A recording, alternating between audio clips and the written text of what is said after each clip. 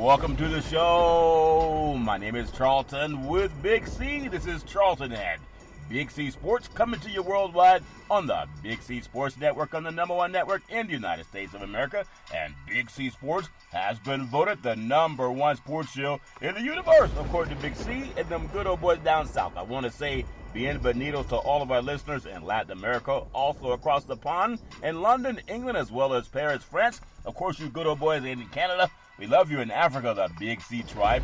But there's no one we love more than the good old boys down south in the land of the free and the home of the brave on a beautiful July the 20th, 2020. Rondo Deportes, Big C. How's it going for you good old boys down south?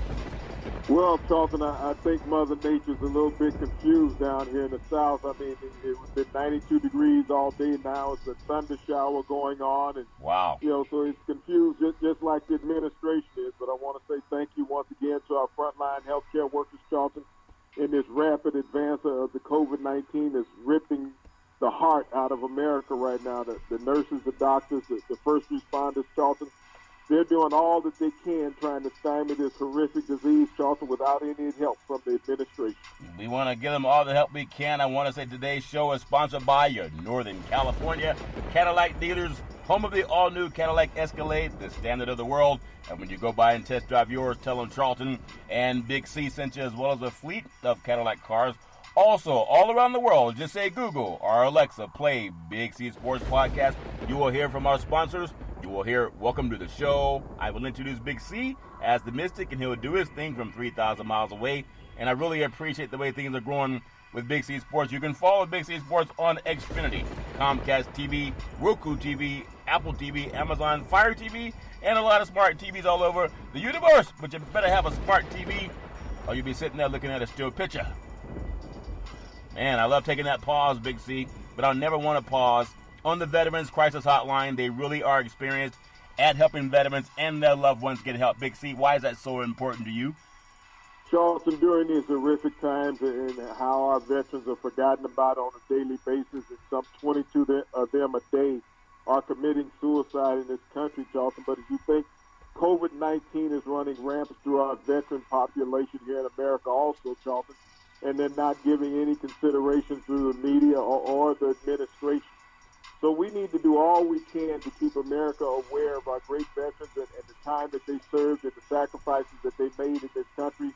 And now that they're back, we have to make sacrifices for them and giving them all the support and assistance that we can. We give out the National Suicide Prevention Hotline number, Charlton. I know we do our part, but it's not enough. We need more assistance from the rest of America.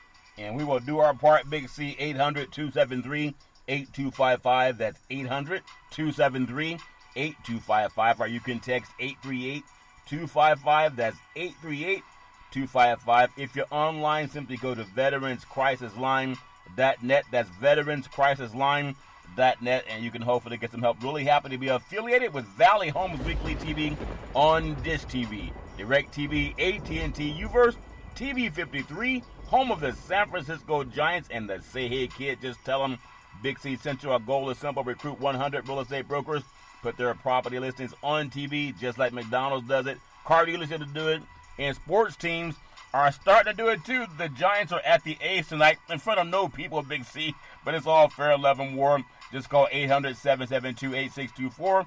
That's 800-772-8624. For those of you looking for opportunities in real estate, go to bigcsports.pacwm.com. That's bigcsports.pacwm.com, and you can see a lot of opportunities that we have available there. You know, I love the sports world. I love the fact that we take so much for granted, Big C. Every day that we get up, it's a blessing. And I know people say, you know what, I'm just going to do that tomorrow. I'm going to put off tomorrow or today what I can do tomorrow. But sometimes the universe has its own way of saying, no, you've had enough. I really want to give thoughts and prayers to the Lewis family as a country mourns civil rights icon John Lewis. And I mean, I think so many things I do, Big C, I take for granted because I can just get up and do them. And you have men like John Lewis. We lost Elijah Cummings. We lost Senator John McCain just a couple years ago. And some people who all stood for civil rights. and who all stood for equality for women and men. And it just seems like it doesn't make any sense, but no day is promised. We got to enjoy it. But I really want to offer thoughts and prayers to the icon of a leader, John Lewis. Big C, your thoughts? Well, Charlton, if Dr. King was still alive and had not been murdered by white people back in 1968, he would be 91 years old this year, Charlton. As we think about the loss of, John Lewis over the weekend, also another iconic civil rights leader, Charlton, C.T. Vivian. Yeah. Who marched alongside Dr. King during the civil rights movement, who was 95 years old, lost his life the same day that John Lewis did. These were two of the last iconic figures that were part of the March on Washington, Charlton, as well as the Edmund Pettus Bridge in Selma, Alabama. Yeah. When you think about C.T. Vivian, Charlton, this man was beaten on multiple occasions and almost lost his life just as John Lewis did. These two figures were pillars in the African-American community in the South. They meant so much as far as direction and guidance of people. And we think about the vitriol that white society has held over black society ever since slavery was entombed here in America, Charlton. Fighting against equality, not allowing blacks to have equality. These men dedicated their lives for the preservation of other Negroes in America, Charlton. They did all that they could and did not think of themselves first, as we have so many selfish people in society now in America. So when you think about, John Lewis and C.T. Vivian, these two pillars of the civil rights movement in the South and across America, Charlton, think if white society thought like these Negro men did, Charlton. Yeah. Nonviolence, love thy neighbor, treat everyone with the mutual respect in America, what this country would stand for today. But what we have is the total opposite of that coming out of our administration and our society. What Negroes have always tried to do in America since their inception here in America, Charlton, is try to bring America together as one country, as one culture of people. And they've gotten nothing but backlash from it for 401 years, Charlton. The fear that comes out of this administration that brown people are coming to take what you have or what you once had. Yeah. They can never take what you have a stronghold on, Charlton. All they look for is to share in the American way. We talk about the Constitution. The Constitution wasn't written for Negro people, Charlton. It was written against Negro people. And they've always tried to find a level playing field through nonviolence and cultural diversity, Charlton. And if white society could take the Negro plight as far as what they've always tried to achieve in America, we could have a unified country.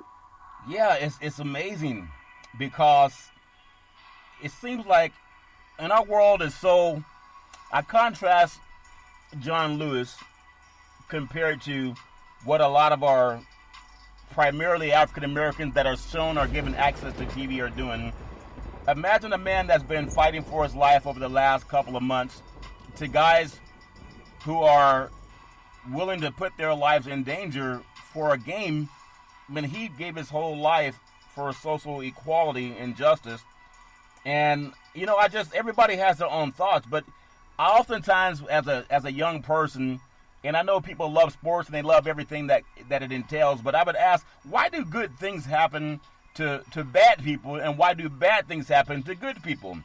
And I think if you look at John Lewis's life and what he did, everybody knows that he was about equality, and he wanted to go forward in life, even though he was dealing with a lot of racial injustice. I know a lot of guys just want to know who won the game, but because of these men in their march, C.T. Vivian, you look at Dr. Martin Luther King Jr., we really are turning the page on some iconic people that made life free for a lot of African Americans. And I just want to say thoughts and prayers is not enough. I know you told me that you went to the African American Smithsonian in Washington, D.C., and I believe you said his voice is the narrator that you hear when you open. Is that correct, Big C? Your thoughts? You do hear his voice there amongst many other prominent Negro leaders, Charlton, during that time of audio. And like I said, when you go to the Museum of African American History and Culture in Washington, D.C., Charlton, you feel the souls of the Negroes that have possessed this country of the United States, who've walked across this soil and sacrificed so much in years past. We think about how things are now for Negro people in America, how the freedoms that they have for the most part, even though there's many injustices still. But the sacrifice these great leaders made, Charlton, when they had a time when they had no voice, no opportunity. Yeah. When just as being a Negro in America was a crime to walk the streets, that it could cost you your life. So as Negroes in America today look at the privileges that they have, think back about the privileges that your great-grandparents did not have, that your grandparents did not have I know it. in this country, to allow you the freedom and the autonomy to do and speak your way in this country. We will never gain equality in this country, Charlton, because the Constitution was not built for us. If you just read it, what that document states, it was not built for Negro people. We have made tremendous strides, but the strides that we need to make will always be met with oppression and resistance, Charlton, because it's too easy to allow people to have equality. It's a greater deed to fight against that, Charlton, because as we look at Jim Crow laws in these states, you think about there's still several states in the United States, Charlton, that do not have hate crime laws. Yeah. There's still gerrymandering as far as elections. We have a president right now that's trying to gerrymander. And we think about the scheduled prison pipeline from schools, Charlton.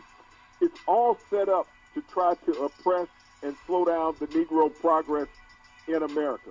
It's too easy to say yes in this country, and it's too easy to say no.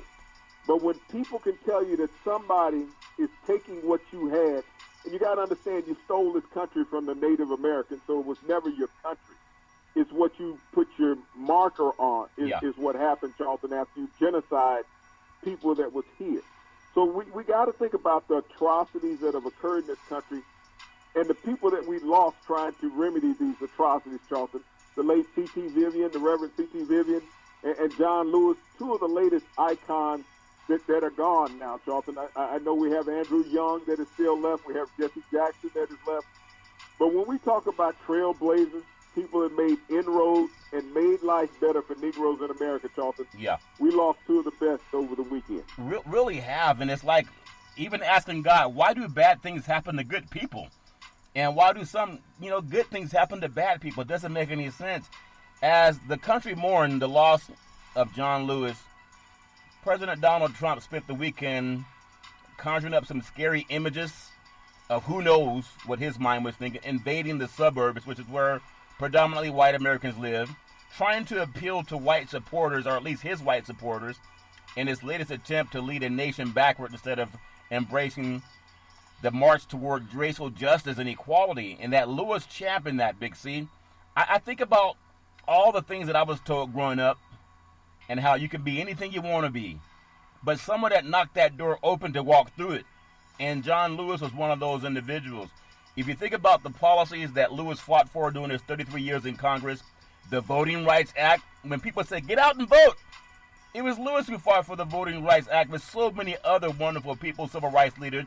When you thought about ending segregation to desegregate housing in schools in an effort to curb the disproportionate use of police brutality against black Americans, and you think about why do good things happen to bad people and why do bad things happen to good people, Big C? Today, you still have Senate Majority Leader Mitch McConnell and President Trump. They refuse to focus on racial justice and to add equality and just decency. Again, God has his own plans for everybody.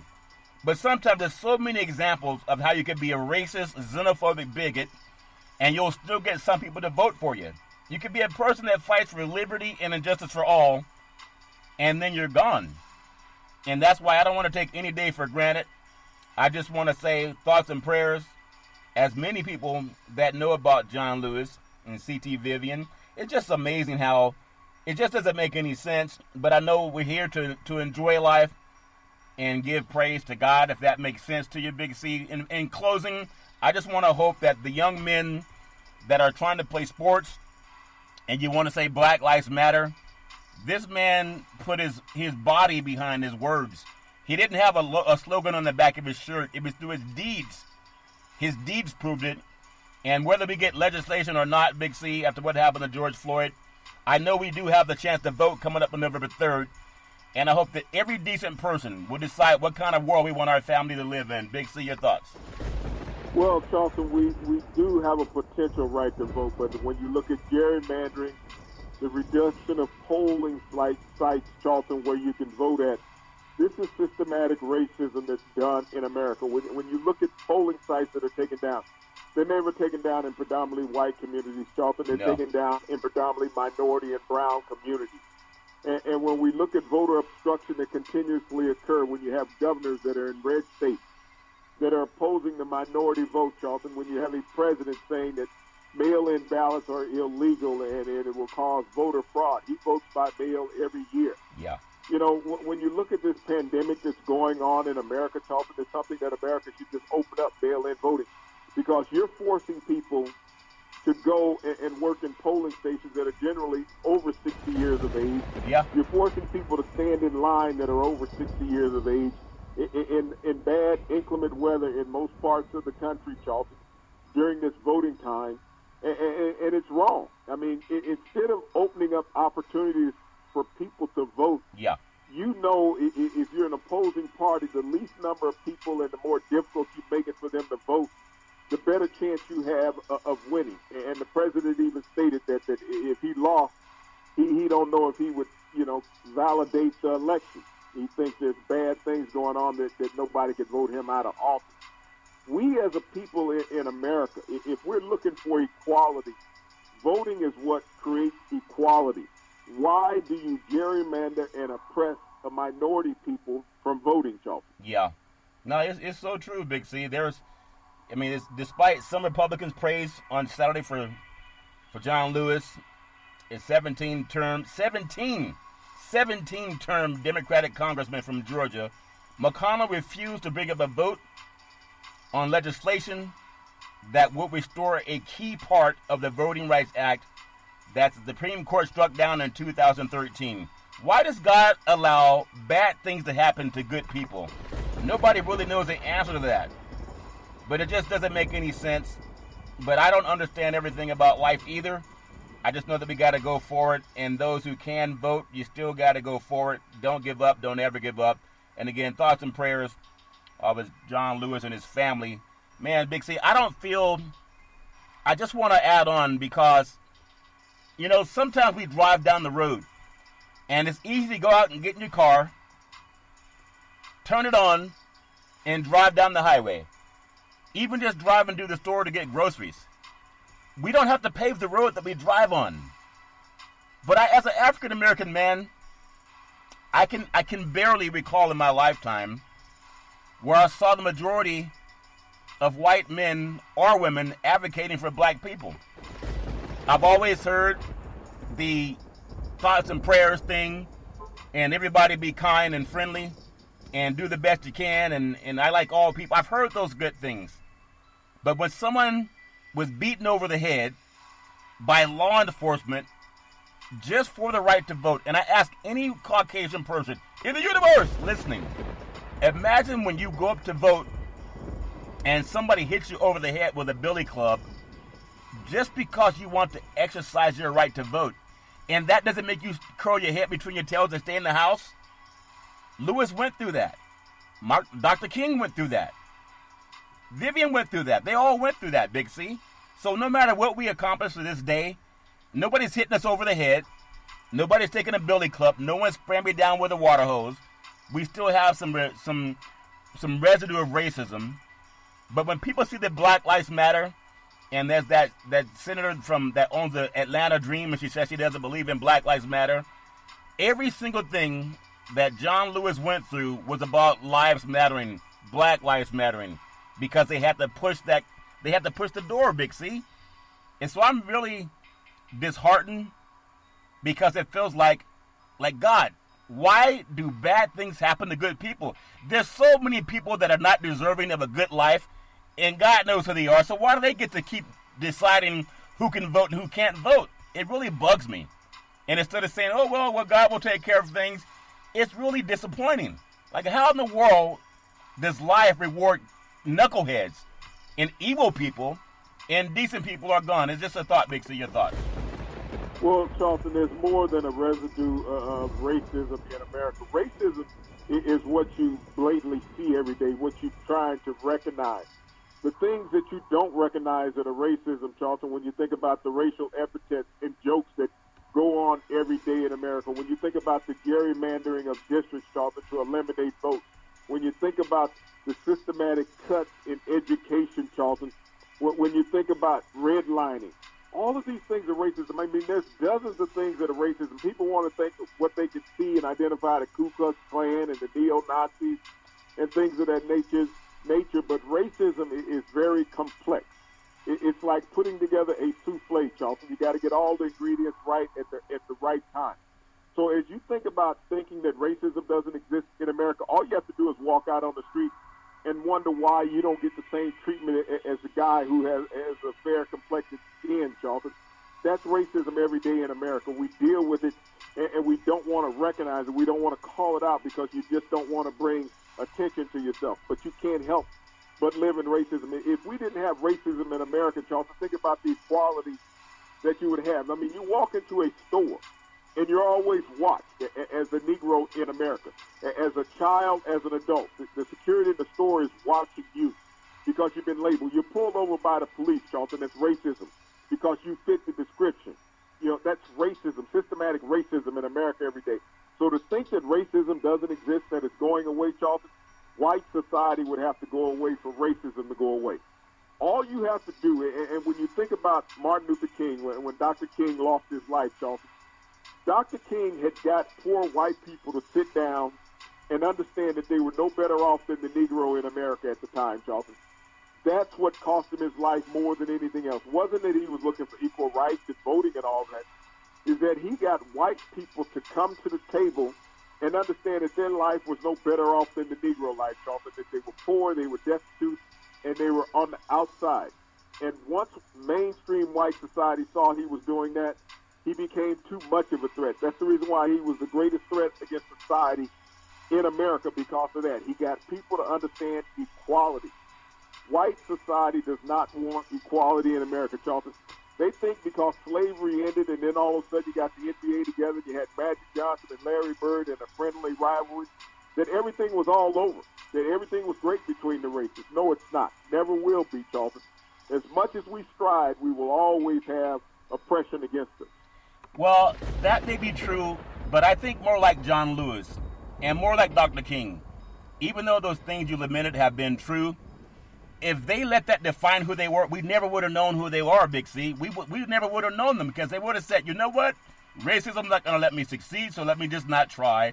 I can't do it because of the color of my skin, because white people won't believe in me and support me. But they didn't have that sycophant mentality. They were bold. But you have to understand what they learned, Charlton. They learned from other Negro leaders prior to them. We knew about Dr. King and John Lewis because of the media times in America.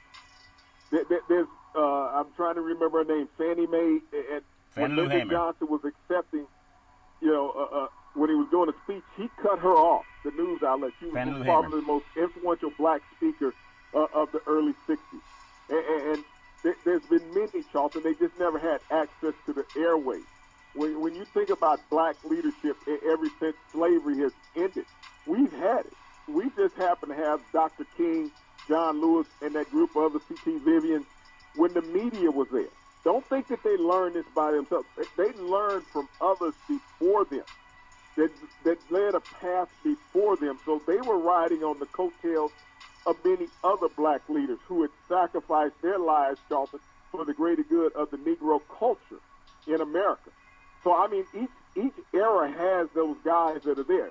We lost John Lewis and C.T. Vivian, Charlton, but we have not lost the Negroes in America. We're still here. There are still leaders.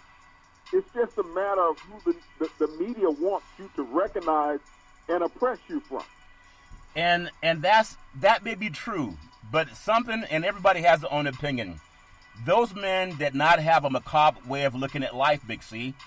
Just like an athlete, there's always an opposition. But they never said, oh my God, coach, they're double teaming me. Well, racism, so sit on the bench and quit. They didn't quit. They saw racism, they saw sexism, they saw all the gerrymandering, they saw all of that garbage. They were beaten over the heads with billy clubs, they were sprayed with water holes by law enforcement, but their attitude wasn't, let's stop and it's never going to be fair because of racism. They were going forward anyway, and that's a spirit that keeps people from staying in the house and saying, oh, well, why try? They won't let me have what I want anyway. I don't believe in that. I believe there's resistance for everything. For every action, there's an equal and opposite reaction. And for those black men and women that saw everything you talked about, they never have the attitude, well, we can't make it because of white people, so let's not march. We can't make it because of white people, so let's not fight for a Civil Rights Act. We can't make it because of the universe. They made it anyway. They had an attitude of, I'm going to succeed no matter what. And that's why they made it. That's why we know their names. Even if the media doesn't acknowledge them, they made their names known because they were about action, not about being pacifists, not about complaining, not about blaming racism. They were always seeking solutions, Big C. And that's the only way forward for black Americans. If we we can say the same thing about Sojourner Truth. We can say the same thing about Frederick Douglass. We can say so many slaves, ex-slaves, Charlton, who led the passage out of slavery into freedom for Negroes in America, Charlton. And these men learned from them. Like I said, they had the opportunity to have the media follow them. You think about Medgar Evers, Charlton, the things that he had done prior to his life ending, Charlton, being assassinated in America.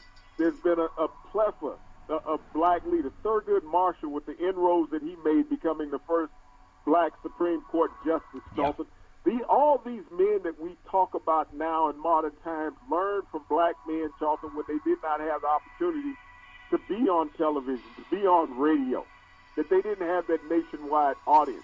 Don't think that they were the only ones to come out here and do that. Blacks have always tried, Charlton, to achieve and tried to gain equality in America. Think about the Tuskegee Airmen, Charlton, the inroads that they made and the sacrifices that they had to live through in this country. You think about World War I veterans. We had Negroes that fought in the Civil War to create the freedom of this country. So Negroes have always had the battle to fight uphill, but they've never succumbed, Charlton, to saying, okay, we can't do it with all this oppression that's going on. Regardless of what we do to help this country become a sovereign nation, they still fight against us. They fought against us in those times.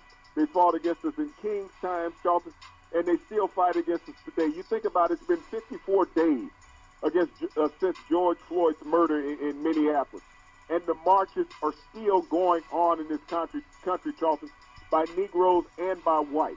There has been a whirlwind of enthusiasm to get through this next pillage, Charlton, just like in the early 60s when Dr. King were leading marches, Charlton.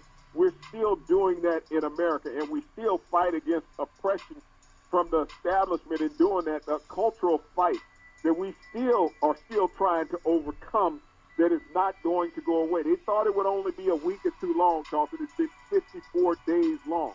Mainstream society is trying to figure out what's their next hurdle that they can put in front of the Negroes and the movement, Charlton, to try to stem the tide. And that's maybe true, Big C.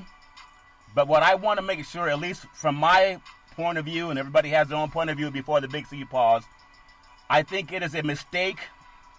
And I disagree with one thing you said. You said the word never. And there were some slaves that said, oh, we're never going to have freedom. We're not slaves anymore. There were some slaves that said, oh, we're never going to get there. But there were some abolitionists who said, oh, yes, we will. And because of that abolitionist spirit, oh, yes, we will, we're no longer slaves. Because that word never, it should not exist in any progressive thinker's dictionary, Big C. That should only exist for the people who say, I'm going to give up and go in the house and lay down because they won't let us have what we want. And I'm saying every civil rights leader, whether they're known or unknown, none of them had that attitude that we will never have freedom, we will never get the right to vote, we'll never be free because of oppression. They didn't have that mentality. I think that's highly detrimental. if we pass on that message to other people, especially black kids. We're going to take the Big C pause, also known as the Big C timeout. I know you want to know who won the game. We got a lot of stuff that I really want to talk about. We'll be back in just a moment.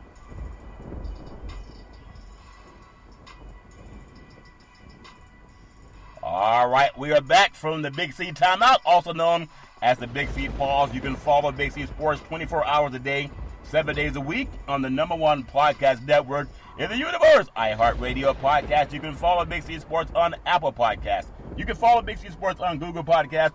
There's so many apps. Spotify, you can follow us on a lot of apps. Just say Big C Sports Podcast.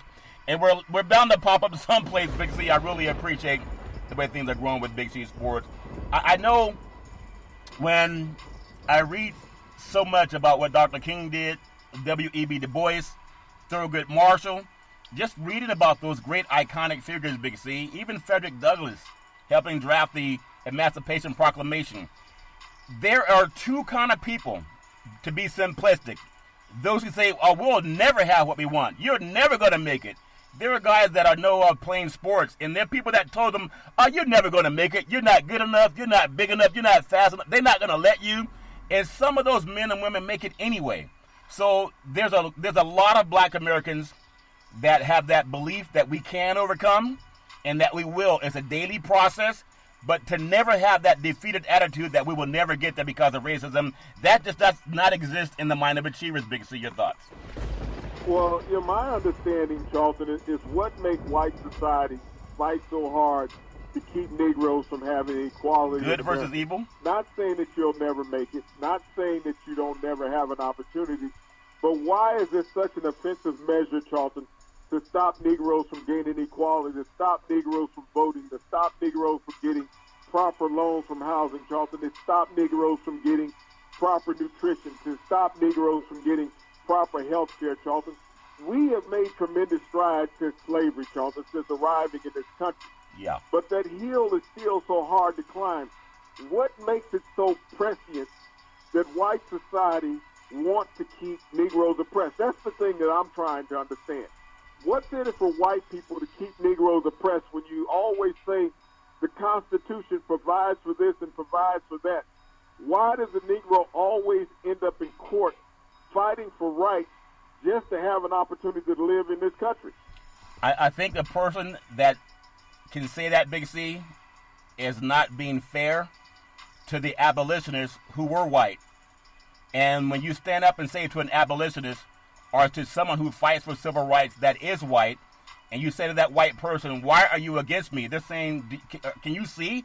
I'm on your side. When I look at all over the world, there are millions of people all over the world, Big C, that are mostly white, that are marching to change things for black Americans. So to stand on the pulpit and tell them that it's their fault, that we'll never have equality, they're going to say, you have no idea what you're talking about. There are a lot of people of all colors who fight for rightness. And it's not about their color. Like I said earlier, there's good and bad in this world. And I wonder why God allows bad things to happen to good people. And only God knows that answer, Big C. But it's never about all white people or all black people. It's but good versus evil. I look at a Negro, Charlton, and a Negro is going to be Negro his entire life. And he strives for the equality that the white man has. You can talk about any culture. We can talk about the Native American. We can talk about the Asian American. We can talk about the Indian American, Charlton. We can talk about any culture that we want. But there's one culture that is constantly putting up a barrier to fight all of the other cultures, Charlton. Why is it so important for that white culture to put up all those barriers of resistance against those other cultures in America, Charlton, that are just trying to be the same as them? There's good white people, there's good black people, there's good Asian people, there's good Hispanic people, Charlton, there's good Indian people. You can name any culture on the planet. There are good people in all those cultures. Yeah. But why, when the number one form of resistance come up in racial epithets, Charlton, it comes from one culture? What does that culture have that is so divisive to want to keep everybody else from obtaining what they took from everybody else? Well, the good book said there's a heaven and a hell, there's an angel, there's a devil. So you be the judge. It's to each person's character, Big C. But I know it's a deeper conversation. But I'll believe I just believe like every athlete, we're going to talk about a little bit of sports coming up. There's every form of athletic achievement or even in business achievement. There's no easy way to do anything. There's no way to get an airplane off the ground that's easy. It takes a lot of force. It takes a lot of resistance to get an airplane off the ground. It can sit there and say, well, why won't the sky and the atmosphere let me get off the ground? It takes resistance, and it takes fighting through that resistance. And I think a lot of people throughout life, no matter what you want to do in life, given childbirth is resistance. There's some women that say, why won't this baby come out, Big C? It just won't come out. Cut it out. Do a C-section. And that might sound funny to men, but women knows what that means. They know what that means. Why is it so difficult? I think the way God set up life is for things to be difficult. Equate childbirth to voting rights. No, you didn't listen to what I said, though. One's a voluntary thing, one is a complete resistance thing. Childbirth is a natural process of human evolution. When we look at voting rights, it's a given right. And when you obtain those rights, and then those rights are taken away from you, Charlton, we didn't see any Negroes going taking the voting rights away from Negroes in America. We don't see somebody going taking the rights of childbirth away from a woman who is pregnant, Charlton. Oh, yes, they do. That's totally different. We're talking about what you do in a conscientious sense. When you take time to maliciously do something against and to oppress another culture of people. Childbirth is what we all got here from. Voting is an opportunity that's presented to people. And when it's a conscientious effort made to take that away, just like redlining, that's a conscientious effort. Just like incarcerating people, that's a conscientious effort. Just like in denying bail, that is a conscientious effort. Just like when you look at school suppression, Charlton, and you know, when you sit there and do these things, when you do things conscientiously against another person, something that's not natural. Childbirth is natural. When you take away the rights of other people and oppress, that's not a natural. That is a conscientious thought. Well, as I was just stating earlier, everything in life has an act. For every action, there is an equal and opposite reaction, Big C. That's just the way physics works, Big C. It's just people are good or bad. And only God knows the answer as to why people, there's a heaven and a hell according to the good book, and people earn the right to go. I don't know if it's real or not, but that's what I heard. But I do appreciate having that conversation. I feel bad for when I heard about the loss of John Lewis, because there's so many people, in my opinion, who are not deserving of another day. But God lets them have their way anyway. It doesn't make any sense. Let me give you another example of that, Charles. 54 days ago, George Floyd was murdered in Minneapolis. You think he had a right not to be murdered? You think he wanted to be murdered when he was begging these men to give him an opportunity to live? That was a conscientious decision that they made to murder him on camera in front of people. When you talk about the oppression and the suppression of a human being on camera where everybody saw it live, that's not a person who was sitting there saying, well, you know, I don't know if this white guy's good. I don't know if this white guy's bad. We all saw that as a nation, as a universe. We saw that one culture had the ability to end another person's life with impunity, Charlton. We saw that. And he did it with zealous and did not care. So when you say that somebody gives up, at what point was George Floyd giving up? He tried until the end, till he had no more breath, till the breath left his body. He pleaded. He pleaded for humanity. And this white man felt that he was not human. He did not have the dignity to be thought of as a human being. Okay, but as soon as you say that, you got to be honest. There are a lot of people whose lives are ended by people who look just like them. Same color? But hold on a second. No, I'm not making an excuse. I'm not making an excuse. Kill the black person, so now the white guy got an opportunity to kill a black person. It's okay. No, there's two ears to listen, one mouth to talk.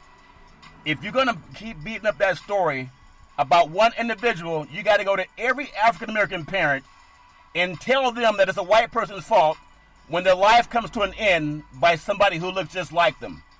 There's good and evil in this world, Big C, but you do a disservice to any parent who's had to hear from law enforcement that their own child's life was lost by someone who looks just like them. Oh, racism. It's not. It's good versus evil.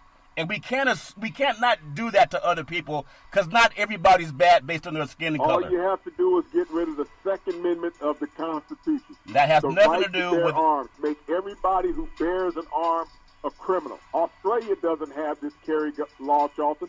Go down to Australia. Their crime rate is not what it is. I mean, less than a dozen people are shot down there a year because that person is going to get life in prison. It's not the death penalty. But we have an open carry. If you want to end the Second Amendment rights in America, start arming all black people and let them walk up and down the street carrying assault weapons and all of that, Charlton. They'll change the Second Amendment in a heartbeat. You know, but when it makes it illegal, you have to be around that environment. I would invite you to come down here sometime to the South and see actually how it operates instead of watching a newsreel. When most white Americans are murdered, you know they're murdered by white people? Is that racism? When most black Americans are murdered, you know they're murdered by black people? Is that racism? It's good versus evil, Big C.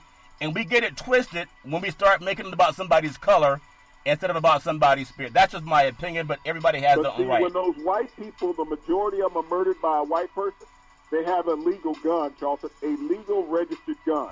What's that got to do with anything? Black people are murdered by black people, they have an illegal gun that they've gone across the line, state lines to get. Because when you look at the majority of black people that's killed in those metropolitan cities, Charlton, the gun, you cannot carry a gun. Guns are illegal in those states, handguns, Charlton. So you have to understand the law of those things. So they committed the illegal act by obtaining that firearm. And I'm talking about Negroes. They've committed an illegal act by obtaining that law. But someone had them break the law by giving them money, Charlton, for that. They knew that they were aiding and abetting. So is that racism, Big C? Yes, it is. When a black person heard they know what their intents are, Charlton, for selling them an illegal weapon. Why would you walk around with an illegal weapon knowing it's against the law, knowing you're breaking the law just by possessing that weapon? That's illegal. That's racism. So you're aiding and abetting that person in that racism, whether it's the same cultural racism, Charlton, or whether it's against another race. You're aiding and abetting in that. Well, I knew Bloods and Crips growing up. They couldn't care less about racism. It's about my territory versus yours. I've always thought it was good and evil, but that's just my own opinion. Everybody's different, Big C. Before we close out today has been a very emotional show for me. Just to be very candid with you, today is my father's birthday, and I just remember, so many things that he told me about you got to be responsible for you. He didn't let me blame racism. He didn't let me blame sexism. He didn't let me blame another man. If it's up to me to be what I want to be, he said, develop your mind to the highest extent. Don't blame racism. Don't blame that they won't let you have nothing. You figure it out.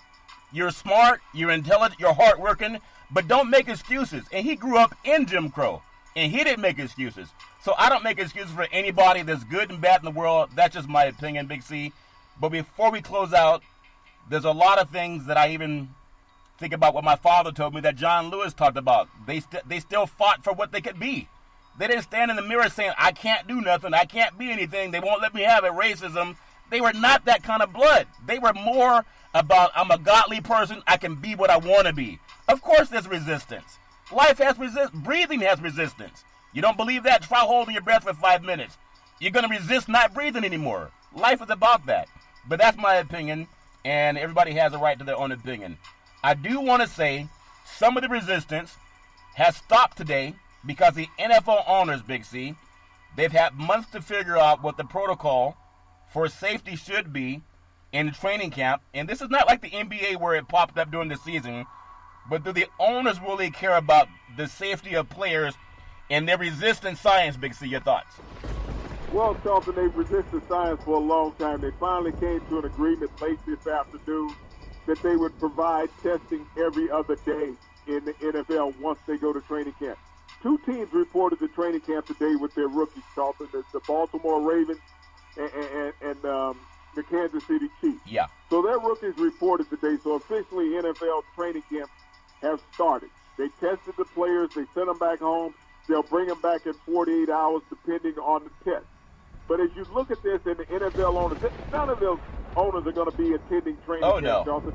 They're going to stay as far away as possible. They're not wanting to put themselves in a potentially infected environment. They're all about getting this television revenue at all costs. The season is set to start off in 5 weeks. They don't know if they're going to have preseason games yet, Jonathan. You think about how long they've had an opportunity to prepare to keep these players safe. You can't put them in a bubble like in the NBA. Right. You can't keep them socially separated like Major League Baseball. Hockey is going to be the next sport that's going to be struggling, Charlton, as far as social distancing whenever it comes along. But as you think about this, think about what the country of Canada did yesterday. They told Major League Baseball, no, you can't bring those Americans into our country. If the Blue Really? Jays are going to play, you're going to have to bring them down to America because we don't want all that infection crossing the border. Isn't that something? So the NFL, the owners, they're resisting, Big C. They're resisting, but the players are not resisting. If it's anything that I could just equate today to John Lewis and what he stood for, he was always fighting, resisting evil. Like, I still wonder if there is a God, and I believe there is, God of the universe, why do good things happen to bad people and people who are not deserving to even be in positions of power? Like, why are they there? But that's something that's beyond my understanding. The universe has the knowledge and the answer to that, Big C. But yeah, owners, they're resisting. They're not resisting science. They're resisting what the players have to come to. So when you think about cardiac screening, it's very crucial, especially for players that have tested positive for COVID-19, whether it's professional, collegiate player. I won't even get to high school because I think a lot of them are all put on the pause. But why the cardiac screening in players, Big C, your thoughts? Well, you think about it, and I know many people may not remember the late Hank Gathers when he lost his life on a basketball court playing for Loyola Marymount because of a heart irregularity. Yeah. This is one of the major things that attack people, Charlton, that test positive for COVID-19, is the heart rhythmic. And you have to monitor it all the time. People say, well, they recovered from COVID-19. No, they didn't. They got over some of the symptoms.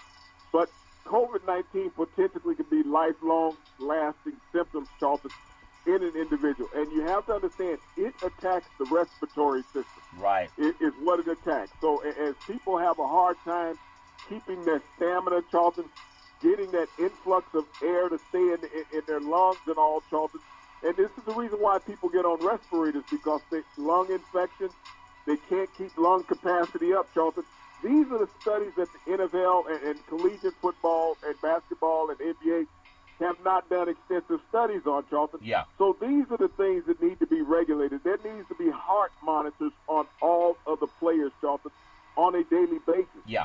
Because I hate to see a contest, Charlton, and all of a sudden we have an athlete collapse who is potentially had recovered from COVID-19 because he has respiratory problems, Charlton. Yeah. Ironically, we would all hate to see that. I think on every airplane they have defibrillators to help in case someone has that situation, Big C.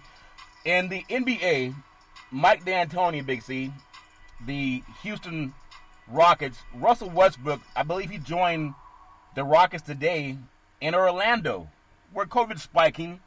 But the governor's going to say, oh, no, everything, if you listen to the governor, it depends on what source you listen to. If you listen to the wrong source, like DeSantis, he's encouraging all of the health officials to say, hey, everything's gone away. It just went away, like the Atlantic Ocean.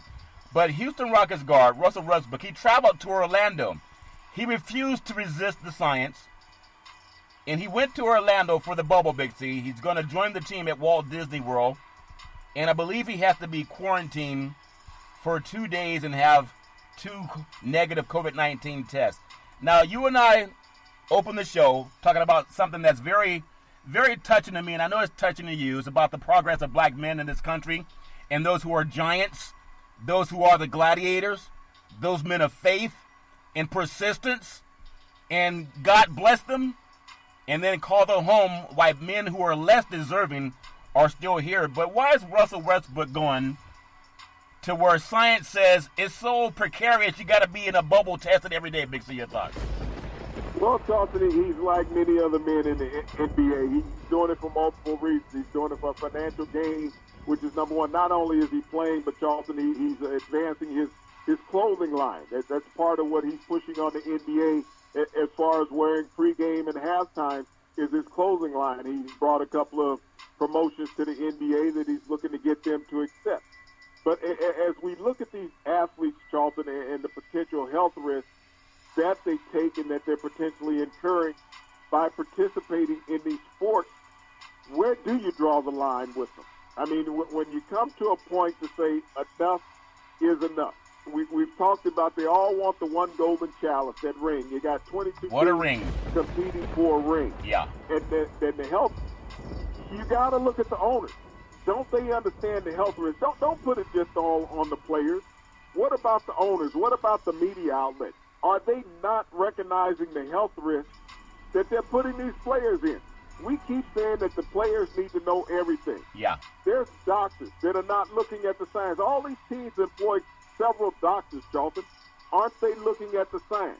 You have trainers. You have everybody else who are around. You have lawyers. All of these people. Why is it only the player who has to look at the science? Well, that's a good question. But the players, the one out there trading, the doctors are not trading sweat, blood, and tears, and the trainers are not trading blood, sweat, and tears, and the owners are definitely not trading blood, sweat, and tears, Big C. I still remember that the CTE issue, the lawsuit that the NFL settled with the players because they hid the CTE issues so they could let players play to make money. But I think NBA, they're going to make the money, Big C. NFL players, man, our show goes by way too fast. NFL players, and you say, why the players? Why don't we hold other people responsible? But the answer is everybody is responsible for their own health. So NFL players agreed to daily COVID-19 testing for the first 2 weeks of training camp. And I guess after the first 2 weeks, you're on your own. Big C, your thoughts? Well, Charlton, you got them in training camp, so you have no choice but because you have them in a confined environment. Yeah. Where you're around them every day. Once you break training camp, I guess they'll figure it out from that point. But when I look at the calluses of the owners, Charlton, of the league, where you've known about this since basketball went on its hiatus and baseball did not start and the hockey season ended, that you knew that you were going to be faced with this. And this was an undaunting task. Yeah. And yet you didn't care about it as owners. And everybody has their own reasoning for playing and not playing. Yep. You see a lot of players trying to opt out because they have not gotten guarantees from the owners. And this decision was made today because stars of the league over the weekend told the owners, you got to come up with something, otherwise we're not showing up. Yeah. We won't be there. So when some of the biggest names in the sport started speaking negatively about the potential of the start of training camp and this upcoming season, that's when the owners said, okay. You know, the owners have control because they have majority of the votes on everything. They have the majority of the underpaid players who are always going to be advocating to play because they need that money. Yeah. But when the multimillionaires start speaking out against the owners, said, no, you got to come up with a better solution for me of security as far as what's going to happen. Yeah. If I contact COVID, do I go on the injury reserve and get my pay? All of these various things, it's been a long, tedious workout process, just like with Dak Prescott, that everybody's tired of hearing about his contract. The players were going against that with the owners. Yeah. And the Players Association was fighting for these things for the players. And so they found some common ground today. They're not finished negotiating, but they found some common ground. Yeah, they always find common ground. Like a dinner table, Big C, where they all sit down and eat dinner. I think that's common ground for a lot of players. There's a Dr. Alan Sills. He's the league's chief medical doctor. He said there's no finish line with health and safety, and I think these protocols are living, breathing documents, which means they will change, just like the Constitution, Big C. It will change as we get new information, and they will undoubtedly be changing over time, which is what we usually see in medicine. It's just a matter of, tonight in Oakland, in the Bay Area, the Giants are going to be playing at the Oakland A's, in Oracle Ballpark. No fans are going to be in attendance, and we're going to see baseball. I guess we've had some baseball games over the weekend. I didn't pay much attention to the baseball games over the weekend, but are you excited about seeing guys that are resisting science and playing sports in front of no people who are also, the people can't come because they're not resisting science, but the athletes are all fair and level warriors. Big C, your thoughts? Am I excited about seeing players practice? Hell no, Charlton. I wasn't excited about going to practice when I was a player. Yeah. So if people think that this is going to be some type of solution and some type of pacifier to say, okay, we have games going on, but there's no fans, Charlton. You think about when you're at practice, you hear all the words that are said. Yeah. So you're going to hear the profanity coming from the players out there on the field. You're going to hear various conversations going on, Charlton. There's going to be nothing exciting about watching a game, an alleged game, with no fans. Fans are what makes a game. Somebody needs to look up the definition of a game because you got fans involved. Yeah. Other than that, it's practice. You think about, in the NBA, as players, an official makes a bad call against an NBA team that's going to be starting in a week. And all of a sudden, the profanity started flying out that normally you could not hear because you had this loud, ruckus arena going on. Think about the number of technical fouls that are going to be called now as players are lamb-based these officials. The same thing with the umpire. When you call a bad pitch at home plate and that player gets up and he's living that batter in the batter's box and he's spewing out towards that umpire, how are you going to monitor that on television? This is what sports is going to bring. Yeah. You can no longer have those sideline microphones, Charlton. Yeah, they're going to be a lot of beep, Big C. It's all... do it. It's in real time. Okay, it's in real time. Hey, but they always delay what happens in real time compared to when TV gets it too, Big C. You can follow Big C Sports 24 hours a day, 7 days a week of the #1 podcast network in the universe. You can follow Big C Sports all around the world. Just say Google or Alexa, play Big C Sports Podcast. You will hear from our sponsors. You will hear welcome to the show. I will introduce Big C as the Mystic, and he'll do his thing from 3,000 miles away, and I really appreciate the way things are growing with Big C Sports. In the final few minutes, when talking to LeBron James about this year, and he mentioned that nothing is normal. We have a pandemic. We lost David Stern. We lost Kobe Bryant. And now we have lost over 130-plus thousand people, Big C, in 7 months for COVID-19. Now we have players being convinced that they'll put up a mosquito net to keep the mosquitoes off, but they'll go into a bubble to try to keep COVID out, if that makes any sense to you. Nothing is right. It just, I don't even know how to say it, but I know we got to go forward in life. There'll be those who, if they come in contact with COVID-19, they'll recover. There'll be those who won't. It's just like God plans it, Big C. There's good and bad in the universe, and we're going to see it play out in front of our eyes. I just hope that people can stay healthy, Big C. Your thoughts? Well, the thing with COVID-19, Charlton, we don't know if this is a man-made, horrific disaster or nature, Charlton, running its course. But it's not a kind disease. I mean, you get the disease, you're going to end up with continuous health problems from there, and who knows how long, Charlton. Nothing is normal in life every day. Every day brings a new page in life, Charlton. We can always think about what has transpired, but we have to also think about what is potentially on the horizon that will come up. And there will always be good and bad in both of those, Charlton. We all strive, regardless of culture, looking for the best part of humanity in society on a daily basis, even though it does not always show up. But there's always a plus during the day, Charlton. It allows you to wake up. Once you wake up, you have an opportunity potentially to defeat whatever crisis is put in front of you. But generally, crises that are put in front of you by another human being. I don't think that God is laying out crises in front of you because he's not directing somebody else to come at you or attack you. These are self-conscious situations that other people try to put you in. But as we move forward in life and we move forward in sports, we're always looking for the good in humanity every day. Humanity encumbers all life, Charlton. And as you constantly say, there are good and there are bad. It is those who continuously strive to do the bad things against good people who are not doing anything against them. And once we can get past that in humanity, Charlton, then we will have equality in life. I believe that's why we got to talk about abolitionists as much as we talk about the racists, Big C. There's good and bad in everybody. There was NBA. But we don't have modern day abolitionists, Charlton. That was part of slavery. slavery it has been abolished. So what do we do to move on beyond those people who are oppressive people? We don't have the abolitionists that are sneaking us out in the middle of the night, taking us across country or to another country. We're seeing things now in broad daylight. Those people who used to hide behind the sheets at night, Charlton, we don't worry about those people anymore. We have to worry about the people that we see in plain sight. Yep, John Lewis is the present-day abolitionist, Big C, and you just keep fighting as much as you can with the legal system and having the right attitude. Last story, NBA said there were 0 positives out of 346 players tested for COVID-19 in Orlando. And of course, everybody believes what somebody tells them, especially coming out of Florida. You might want to read between the lines. Big C, back in the day, there's a man by the name of Drew Boudini Brown.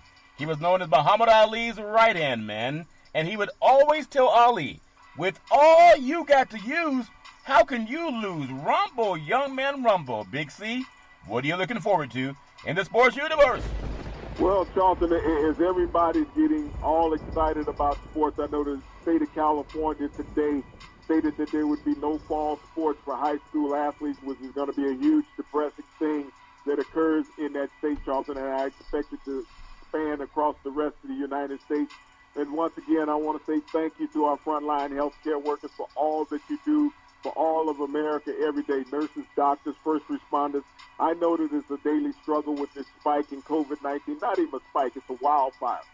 And I praise you people and keep safe. Take care of yourself and your family. You can only take care of yourself and your family. You can do it every Monday through Friday at 5 and 6 p.m. worldwide when you follow Big C Sports on the Big C Sports Network, on the #1 network in the United States of America. And Big C Sports has been voted the #1 sports show in the universe, according to Big C and them good old boys down south. As we always tell you, there's never, ever an excuse for racism or domestic violence. If you know any man, woman, or child going through that garbage, please pick up the phone and call 911, because no man, woman, or child should ever have to go through that garbage on their own. And as we always tell you on every Big C Sports show, we thank you, we appreciate you, and we hope that you have a super fantastic day.